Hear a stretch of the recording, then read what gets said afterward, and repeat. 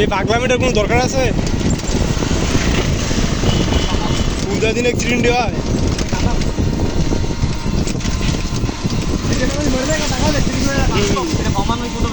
এই যে এটা ফাইজলামি না।